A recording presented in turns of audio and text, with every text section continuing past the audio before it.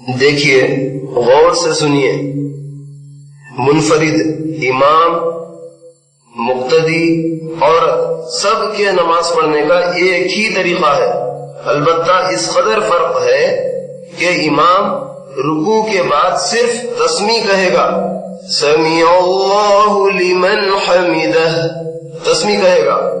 سلام کے وقت فرشتوں کے علاوہ دائیں بائیں جانب کے مقتدیوں کی بھی نیت کرے گا۔ جہری نمازوں فجر، مغرب، عشاء میں قرات بلند آواز سے پڑھے گا۔ کل نمازوں میں تکبیر تحریمہ، تکبیرات، انتقالات، تسمیع، سلام بلند آواز سے ادا کرے گا، البتہ دوسرا سلام بنسبت پہلے سلام کے کسی قدر پست آواز میں کہے گا۔ ختم نماز کے بعد دعا میں مقتدیوں کو بھی شامل کر لے گا۔ فجر و عصر کی نماز کے بعد امام دعا مانگنے کے لیے دائیں بائیں طرف یا مقتدیوں کی طرف منہ پھیر کر بیٹھے گا، بشرطے کہ کوئی مسبوق اس کے مقابل نماز نہ پڑھ رہا ہو، اور باقی نمازوں میں رخ نہ بدلے گا۔ یہ امام کا تھا۔ اب آپ مقتدی سن لیجیے۔ مقتدی نماز کی نیت کے ساتھ امام کے اقتداء کی بھی نیت کرے گا کہ بھائی میں تابع اس امام کے۔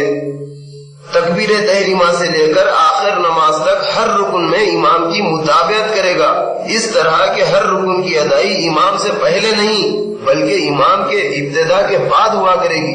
ہمیشہ رکوع سجود میں امام سے پہلے نہیں جانا، دیکھیے بہت غلط ہے وہ، ہمیشہ امام کے بعد جانا، امام کے بعد اٹھنا، امام سے پہلے ہرگز نہیں جانا۔ جہری نمازوں میں امام سورہ فاتحہ پڑھ چکنے پر آہستہ آمین کہے گا۔ قرات کے سوا باقی سب اذکار امام کی طرح ادا کرنا، البتہ امام کی طرح جیسے تکبیر تحریمہ ہے، تکبیرات ہے، انتقالات ہے، سب کے سب آہستہ آواز سے ادا کریں گے آپ، البتہ رکوع کے بعد تسمیع کی بجائے آپ سمیع اللہ لمن حمدہ کی بجائے تحمید کہیں گے، ربنا لک الحمد بولیں گے آپ۔ سلام کے وقت فرشتوں کے علاوہ امام کی اور دائیں بائیں جانب کے مقتدیوں کی بھی نیت کرے گا۔ نماز کے بعد جب امام دعا مانگنے لگے تو آمین آمین کہتا رہے گا۔ اب عورت کی نماز دیکھ لیجیے۔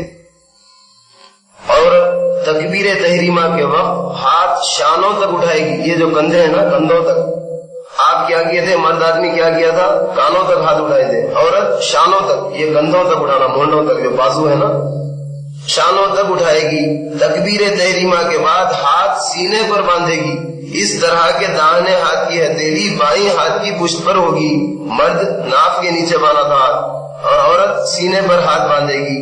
رکوع میں کم جھکے گی، سمٹی رہے گی، گھٹنوں کو جھکا لے گی، ہاتھ گھٹنوں پر رکھ لے گی، پکڑے گی نہیں، مرد آدمی پکڑا تھا گھٹنوں کو، ہاتھ گھٹنوں پر رکھ لے گی، ہاتھوں کی انگلیاں نہ پھیلائے گی، پھیلانا نہیں، ملی رکھے گی، سجدے میں بغل نہ کھولے گی، ہاتھ زمین پر بچھا دے گی، کونیوں تک ہاتھ بچھے ہوئے، سمٹی رہے گی، قاعدے میں دونوں پاؤں دائیں طرف نکال کر، یعنی سیدھی جانب نکال دینا، نکال کر بائیں سرین پر بیٹھے گی، ہاتھوں کی انگلیاں ملی رکھے گی، کسی نماز میں بھی بلند آواز سے نہ پڑھے گی۔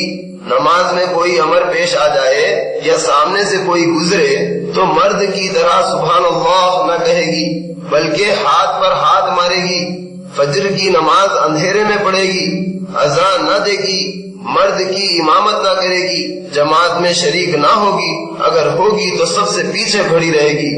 عورتوں کی جماعت مکروہ تحریمی ہے، اگر جماعت کر لیں تو ان کا امام آگے نہیں بلکہ بیچ میں کھڑا رہے گا۔